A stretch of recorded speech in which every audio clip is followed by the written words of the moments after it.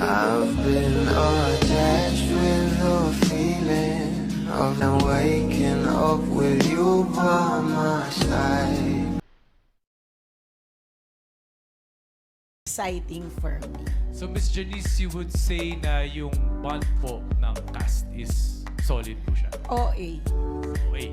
OA. More than friends. You know, when you're locked in sa shoot, we were almost a couple of months in the island sa La Playa Roja.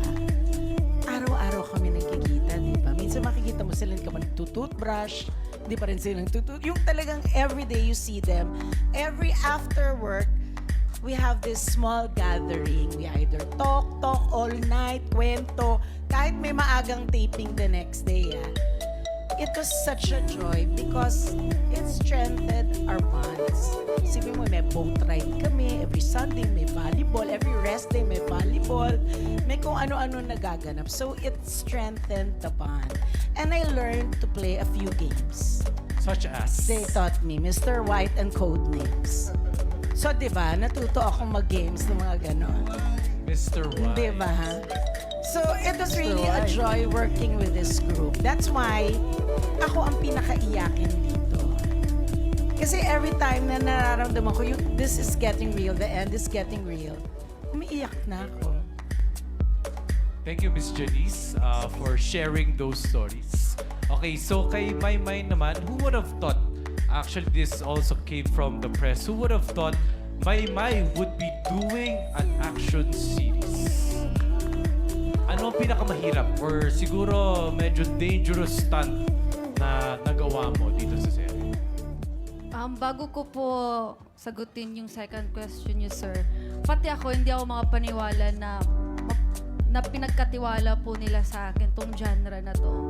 Pero matagal ko na din pong sinasabi na sobrang pinakagusto kong at pangarap ko talagang gawin na yung action talaga po. Tapos hindi naman po ako naghahangad kumbaga na bigyan niyo po ako action lang, sige na mama. Hindi naman po.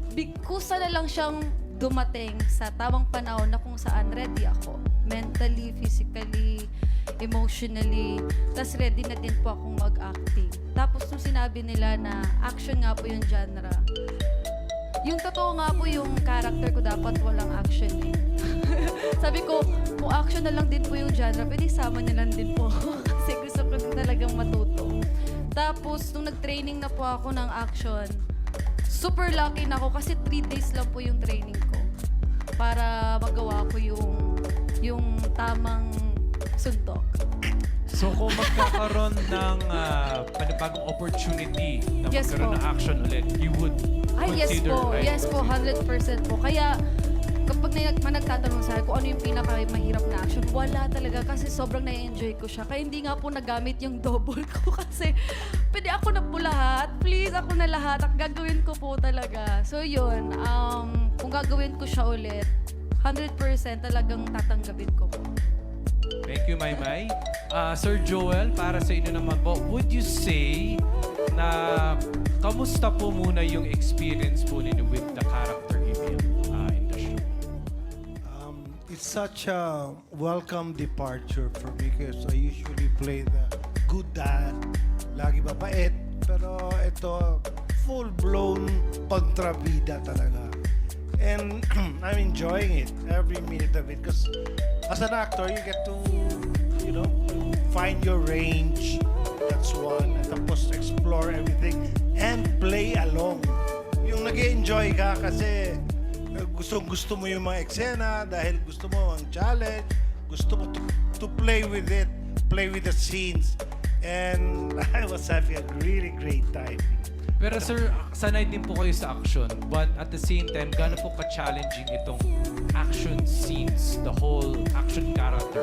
I've been doing action film, pero for the first time as a senior citizen, you get to ride an ATV and do your stunts and roll and everything. So, okay naman yung mga salompas, okay lang, nakabaho naman. Naka-ready naman yung mga yelo. Oo, sige. Tapos, good thing, safety first, of course.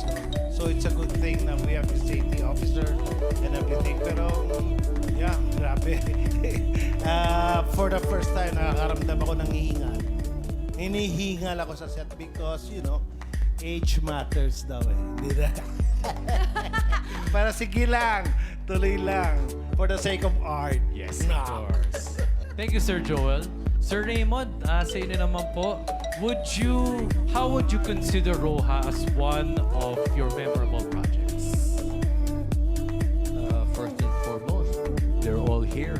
That makes them the Roja memorable. Amazing actors, amazing crew, amazing production, amazing story. And as Jenny's mentioned, talagang nagkulong kami sa lock-in for like 4 or 5 months. So talagang very memorable, each and every one, and the story and everything. Talagang I think kakaiba talaga yung Roja eh. I mean, yung intensity ng Roja, the way it was rolling from one scene to another. At yung mga tao talagang nakatutok talaga kasi talagang sobrang bilis ng mga pangyayari. And it involves thinking. Sinong gumawa nito? Sino may gumawa niyan? Hindi, ito yun. So it's very involving. Sir Raymond, thank you po. For Yasi, marami ang naintriga sa iyong karakter kahit special participation lang dapat. Ano ang pinaka-fulfilling for you in doing another ABS-CBN primetime series? Pinaka-fulfilling, syempre, is to be able to do my art in a place that feels like home and na-welcome po ako ng buong-buo by everybody here and by ABS-CBN, to everyone from Dreamscape. Talagang naalala ko po talaga kung bakit mahal na mahal ko tong trabaho to. That's the most fulfilling for me. Thank you, Yasi. For EJ, na-sorpresa. Maraming na-sorpresa na ikaw ay part ng cast.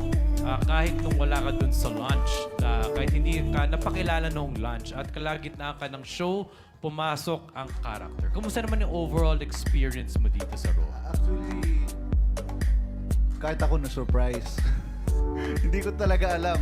Nung unang in-offer sa akin ng Dreamscape, sabi special participation. So, akala ko, yun lang. Taping ako, isang lock-in, gano'n.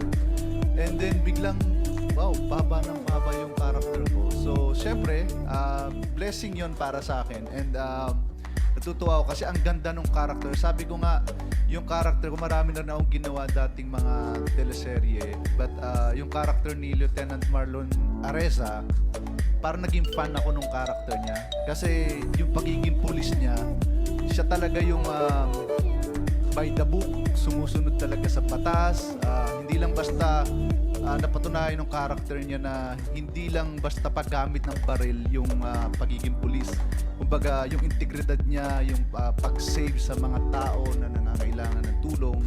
So, yun. And very thankful ako sa Dreamscape at sa lahat ng mga taong nandyan.